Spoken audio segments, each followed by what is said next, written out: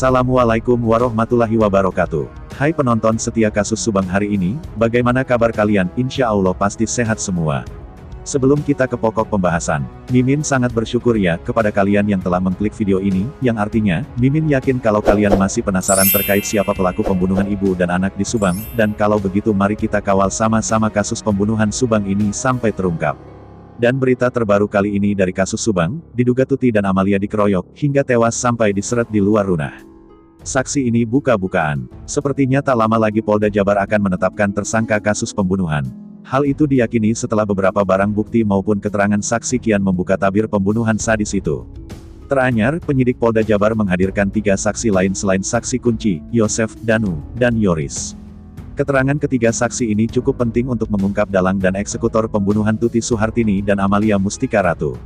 Kepala Bidang Hubungan Masyarakat Kombes Pol RD Acaniago sebelumnya mengatakan, sejak tanggal 15 November tahun 2021 kasus Subang ditangani Polda Jabar.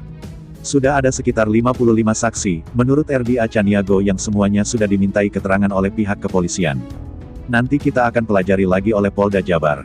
Apabila sudah mengerucut dan sesuai dengan yang disampaikan atau yang diperiksa oleh Polres Subang, ya mungkin itu akan difokuskan lagi, jadi kita menunggu saja, ucap RD.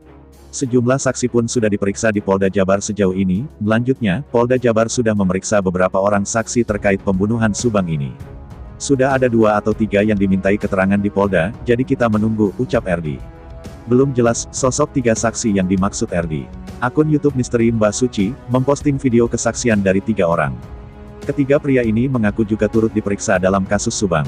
Saksi pertama yang wajahnya diblur dan namanya tak diberitahu, mengaku ia ditanya penyidik soal apa yang dilihat saat melintas rumah Tuti. Pria ini mengaku melintas TKP menjelang tengah malam.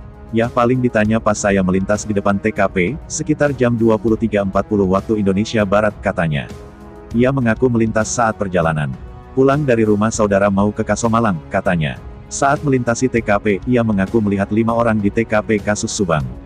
Di TKP saya melihat ada 5 orang, 3 perempuan, 2 laki-laki, itu gak lama sih, sebentar, melintas sekitar 55-60 km per jam lah, katanya. Tak hanya melihat 5 orang, ia juga mengaku melihat mobil Alphard. Posisi Alphard di luar menghadap ke garasi, posisi mobilnya mati, iya, banyak orang, katanya. Diketahui bersama, jasad Tuti dan Amalia Mustika Ratu ditemukan dalam bagasi mobil Alphard. Saat jasad ditemukan, posisi mobil ada di garasi menghadap ke arah jalan. Sementara itu saksi kedua mengaku melihat seseorang saat pagi hari, Rabu, tanggal 18 Agustus tahun 2021. Saya cuman lihat seseorang di situ pagi, terus pulang masih ada orang itu, katanya.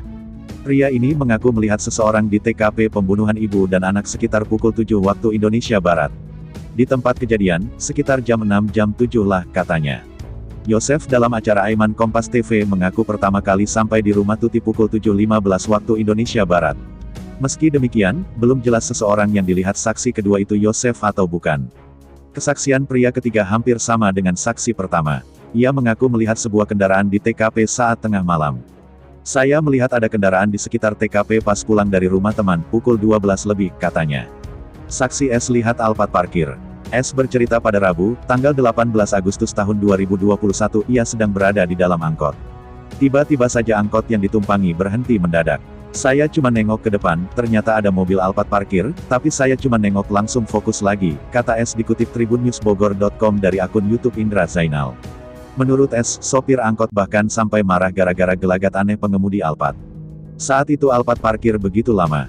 Agak lamanya soalnya sopirnya sambil bilang, kamu bisa bawa mobil gak? Saya cuma dengar segitu. Saya fokusnya ke samping lagi soalnya di belakang sendiri, main handphone lagi, kata S. Mobilnya jadi kehalangan angkot mau lewat, kata S. Menurut S, saat itu Alphard parkir mundur dari rumah ke jalan. Dari rumah mundur ke belakang, kalau gak salah ke samping, jalan, katanya. S menuturkan saat itu ia melihat Alphard parkir sekitar pukul 6.30 waktu Indonesia Barat. Saya itu gak sempat lihat jam, diperkirakan jam 6.30 waktu Indonesia Barat, katanya. 3 saksi diperiksa Polda Jabar. 3 saksi kunci yakni Yosef, Yoris dan Danu kembali dipanggil polisi pada Kamis, tanggal 25 November tahun 2021. Ketiganya dipanggil ke Polda Jabar untuk kembali menjalani pemeriksaan oleh tim penyidik. Kuasa hukum Yosef, Deden mengatakan, pada agenda pemanggilan kali ini, salah satu poin yang ditanyakan adalah soal handphone milik Amalia Mustika Ratu. Dari informasi yang didapatkan Tribun Jabar, barang milik korban yang sempat misterius seperti handphone sudah ditemukan polisi dan sudah masuk dalam BAP pada hari ini. Hal tersebut pun dibenarkan oleh Deden Nasution, kuasa hukum Yosef. Dan bagaimana menurut kalian? Silahkan tinggalkan komentar kalian semua dan tunggu video-video saya selanjutnya hanya di channel Indonesia Seleb.